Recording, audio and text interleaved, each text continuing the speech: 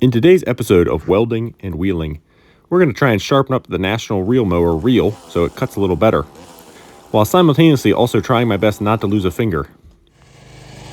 We're also, of course, going to finish up the video with a little bit more testing in the backyard.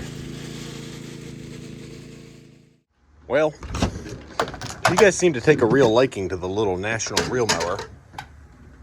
The last video on this thing did remarkably well for being about an old lawnmower. I'm okay with that because I really like this thing too.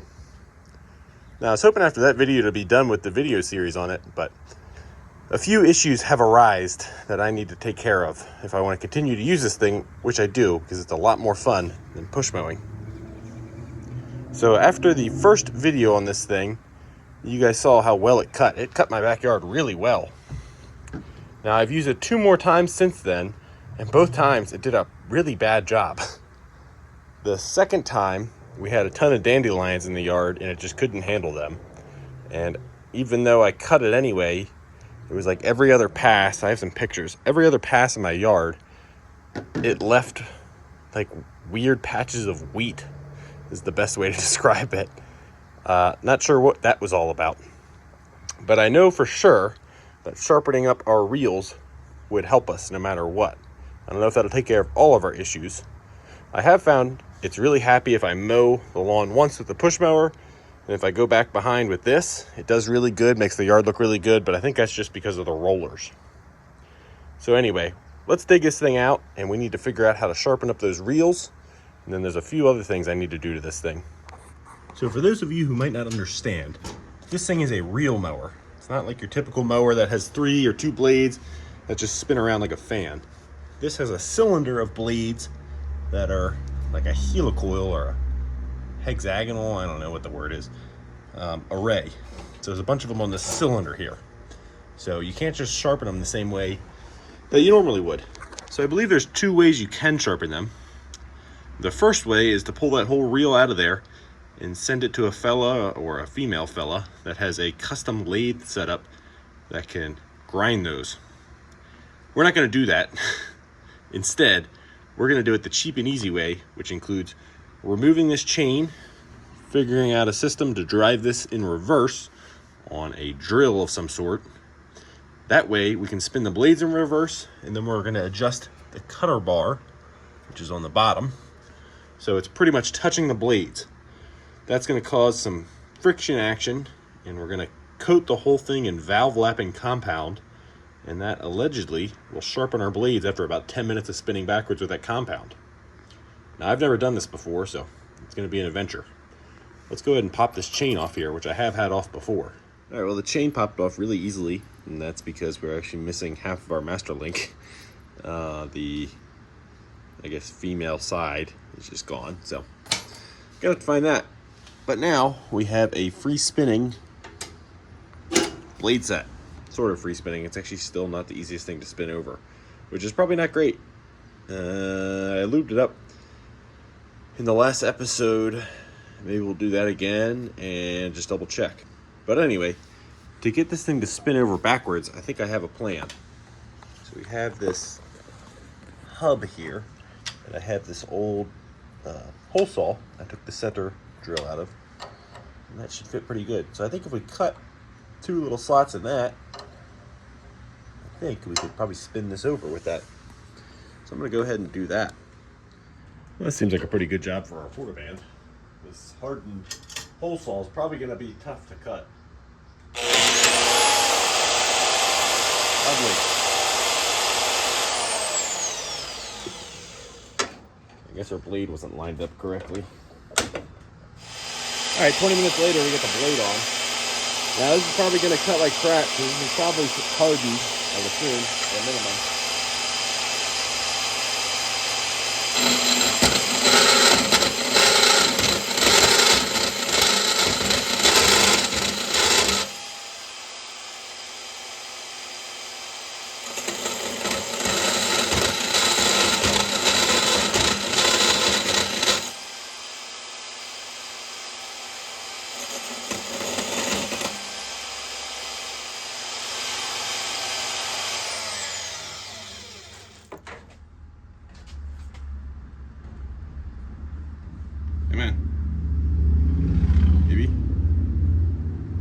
focus? No? There we go. All right, cut some slits. Now we'll just reach in there with some pliers and fold it over till it breaks.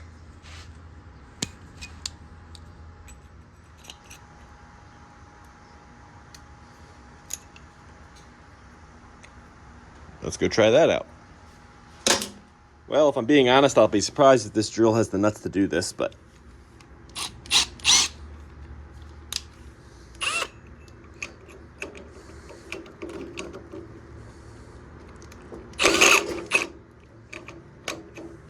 yeah. Oh man, operation's falling apart already.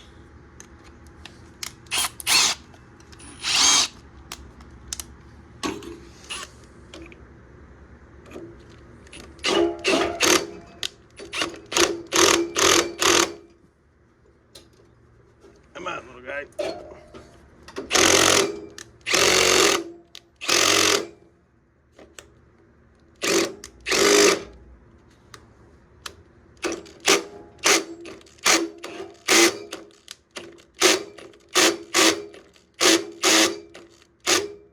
No. Okay. We need to drill with some more nuts or a easier spinning spool. I don't know why the thing's so hard to spin. All right, so since our drill won't do it, I decided to try and spin this thing over by hand some more. And it goes. I mean, you saw me break it free in the last episode, but it is not smooth. I can't even get it to really.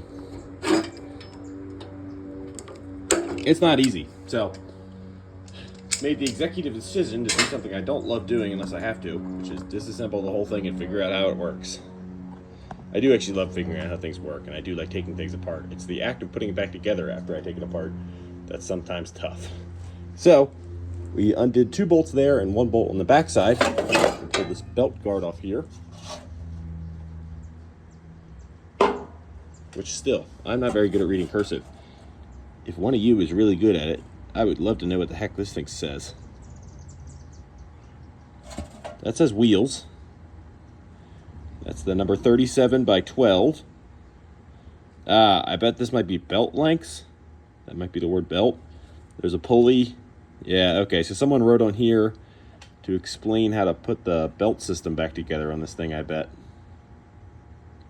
That's kind of cool. I probably should have done this when I first, got this thing working. But better late than never. We have a gigantic pulley here. That's what gears it way down. And off that we have a short belt for the mower, which everything's still run off this one clutch, which is a hand clutch. So once we throw that, that throws the deck and the belt back to the rear end in gear, as I explained last time. So, looks like to get the deck the rest of the way off, we already pulled this little strut off. Looks like we have another one here for the lift that needs to come undone. I see a center pivot point. And then probably undo 4 bolts here and here to get this jack shaft to stay up here. Unless I want that to come, I might want that to come off. I'll just pop that belt off. Should be easy. All right, we had to pull 1 more pin off the center over there, and I think we're good now. We just gotta slide it that way, fall it out of there, slide the deck up, get that bolt off, belt off, not bolt. I think we can leave our jack shaft right alone, and I'm gonna try and pick the whole mower up over the deck, I think. Try to lift my back here.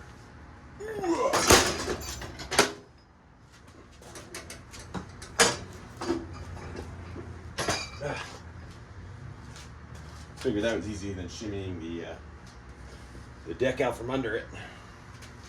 All right, well, right off the bat, now that I have it up on the table, I noticed something crucial that I missed before. Well, first, this dog turd I ran over. But second, we have 2 grease zerks inside the reel here. Never would have guessed they were there.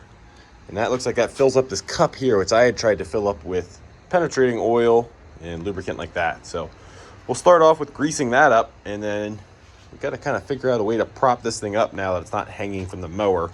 if we want to spin it over at all.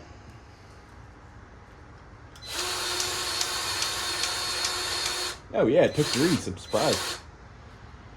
All right, don't want to fill it up too much because that just means we'll pack any excess. It's gonna collect grass.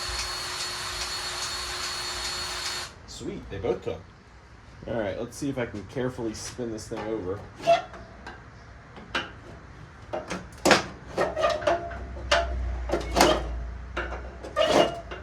It's definitely moving easier, but not super easy.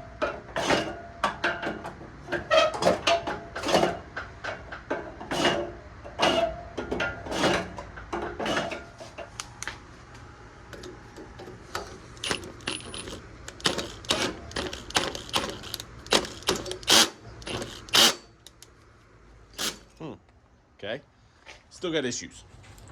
All right, well, we solved our problem with a larger corded drill. I don't know how long this baby's gonna last. I bought this thing for like $10 at a swap meet. It's nice to have around because it's a right angle, but I spun this thing over for like 20 seconds and it's already super hot, so that's not a good sign. Anyway, moving forward, this would be a fantastic time to actually borrow a drill from your neighbor or something like that.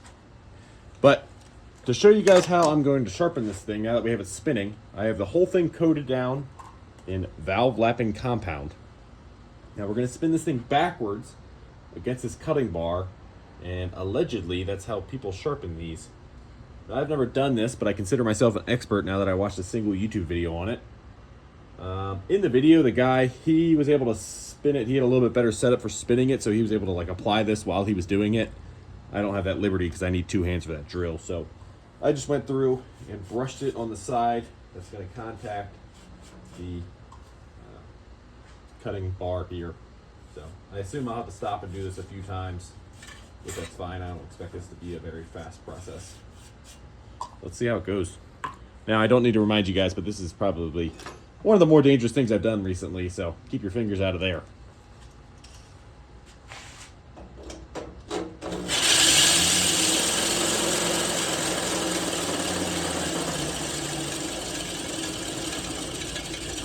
Ooh, that drill's not happy.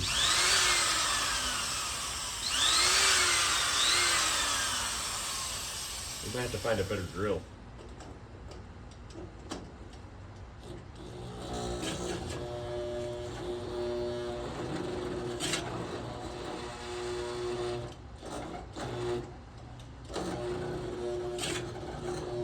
Oh, yep. It's starting to let the magic smoke out.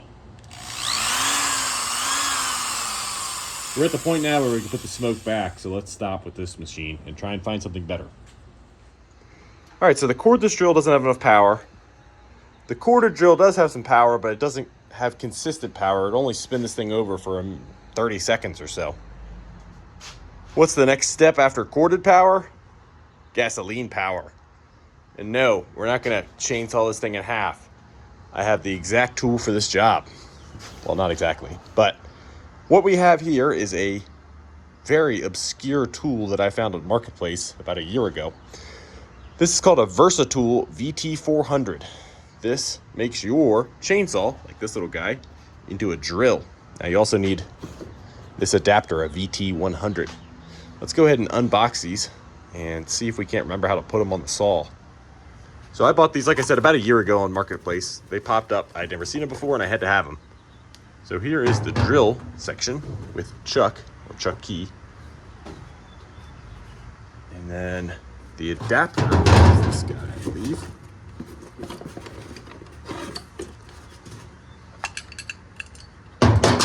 So this goes like that. And then a few spins here to get the shaft lined up. We need to find our nuts. And then this clamps in place of where the bar is. Like so. This thing's pretty cool. Did a whole video on these guys. All 4 attachments. I had 4 of them. I still have them.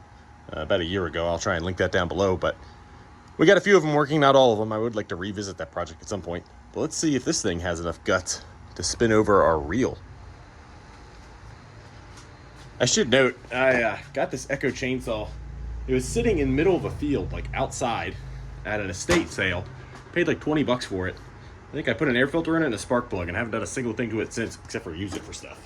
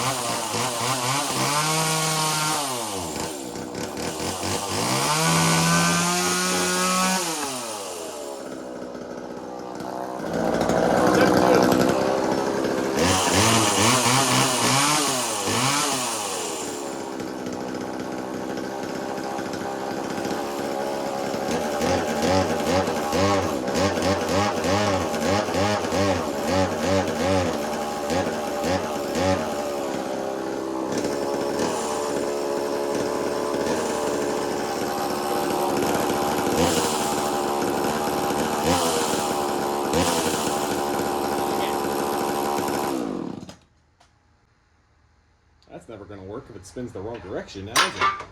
Nor does it have the power, it seems. This day's going lovely. Crap. Well, I really should have checked the rotation of that thing before I spent an hour digging the attachments out and remembering how it goes together. Ah, jeez. Okay, I guess we're gonna have to... So, cordless doesn't work. Old corded drill doesn't work. Gas chainsaw drill doesn't work. What the hell do we have left? My lathe? That is a legitimate... Oh, wow, I guess we could. We could lock... We could put this in the headstock.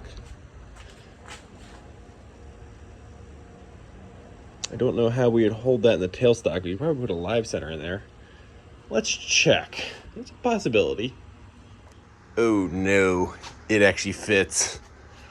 Pretty much maxing out my little lathe here. We got about an inch left. I don't remember how wide this is, but yeah.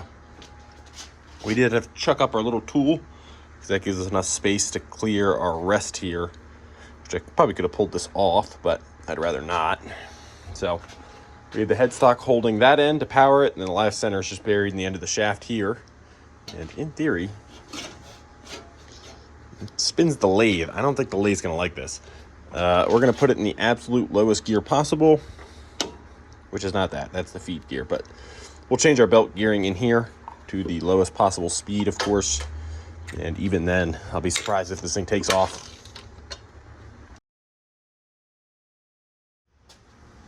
We got the coolest safety glasses on because if I'm going to die in style. Knock on wood. No dying today. All right, I don't know which direction we need to go, so we're just going to try one of them. Yeah. I'm scared to death. Wow, that's really fast still. It spun it though. I don't like how fast that was.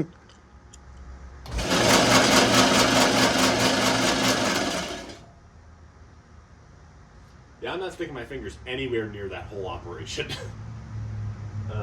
But it's working.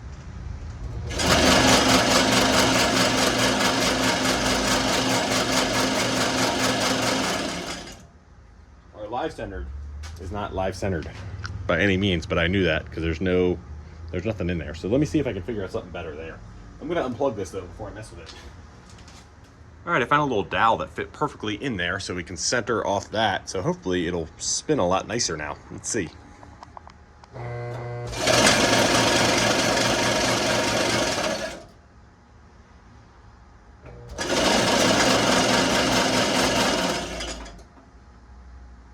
All right, that's a little better. I won't say good, but better.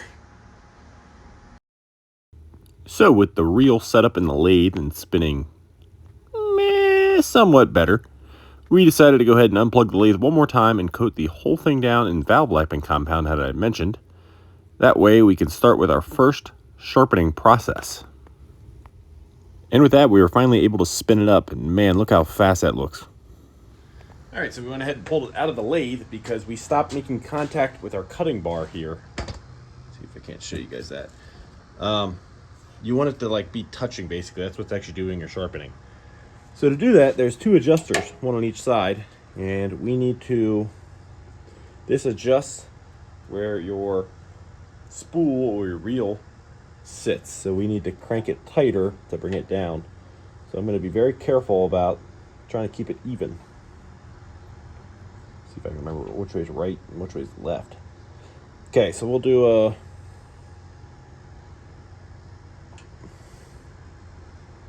that was about a quarter turn. Let's try a quarter turn. I'll even up the other side. All right, I did about half a turn, and it's very tight against the cutting bar again, which is what you want. So let me load it back in the lathe, which is not an easy process, and we'll spin it up at least one more time.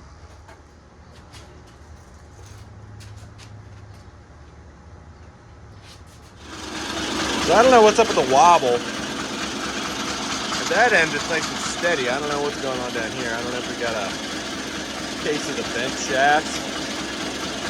Not too concerned with it. It's doing it.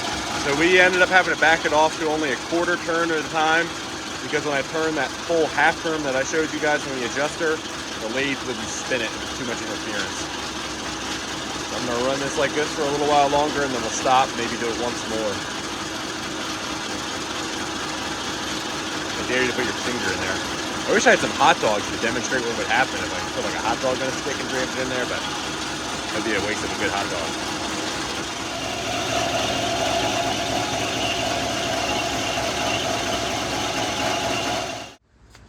All right, we got it on the table now. Let's go ahead and test it a little.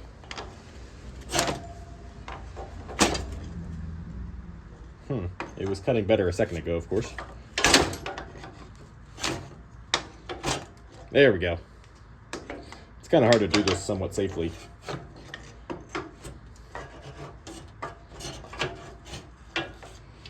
So this side, definitely cutting better than the left side. And I think that's because, like I said, this side was sharpening a lot better for a while until I evened this up. So I'm probably going to tighten this side up a little bit and run it through the lathe for a little while longer, just because I don't want it just cutting good on one side. You can probably see here in a second.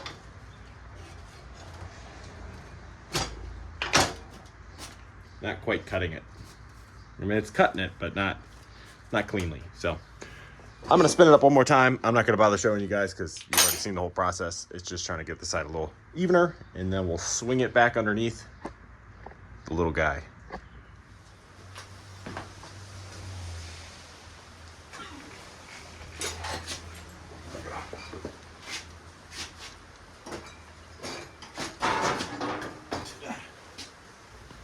So with the little mower picked up over the deck, we set to hooking everything up first with the belt, and then there's only really 3 linkages to hold this thing together, which is super sweet.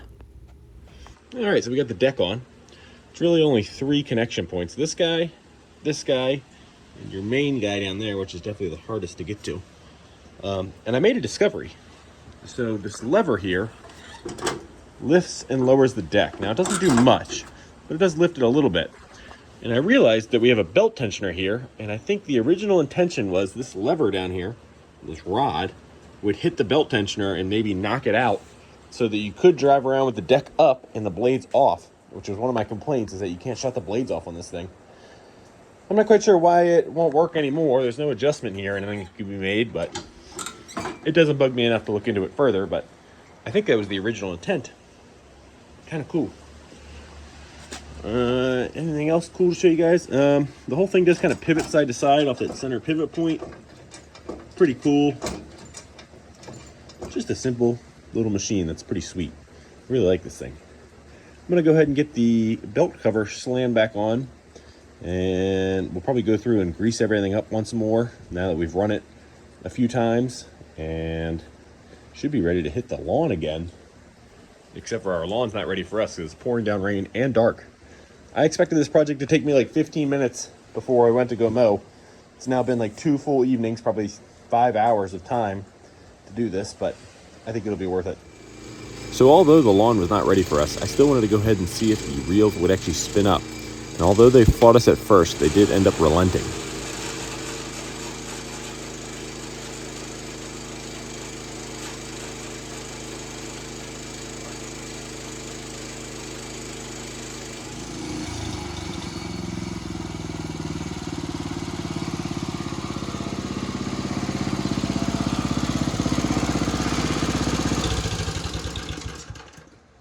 All right, I think we need to back off the bed nut adjustment a hair so this thing doesn't kill itself.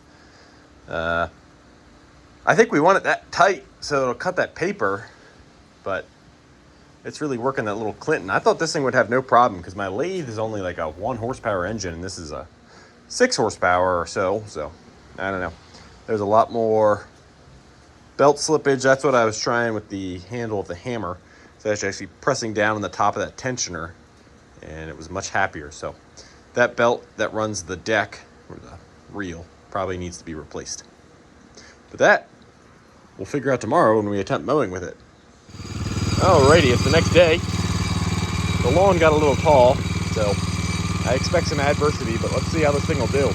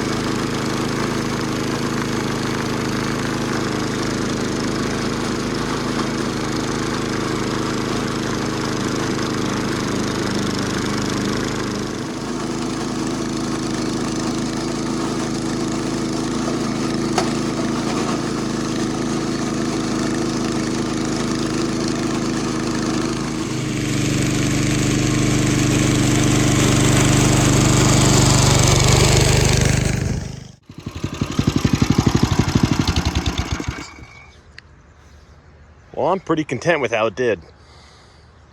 Now, in the first video that I mowed with this thing, it cut pretty good. But the second and third time, like I mentioned, it was having a real tough time, especially when the grass was kind of tall like it was here. Now, I did end up mowing twice, but I did let the grass grow for like a week and a half. So it's kind of to be expected. But the last 2 times I was mowing, I was having a lot of issues with it missing weeds and like leaving this wheat stuff behind, and no problem this time. I see one little strand there, and I think I do kind of still struggle with the overlap of my lines. There's a little bit there too that I missed. But I'm really happy with this thing. It definitely improved the cutting a lot, sharpening up that reel. And yeah, so the current plan for this thing is I'm just going to continue to use it.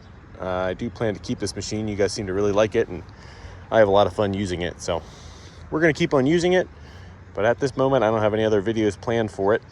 Don't really want to keep milking the same little machine for content.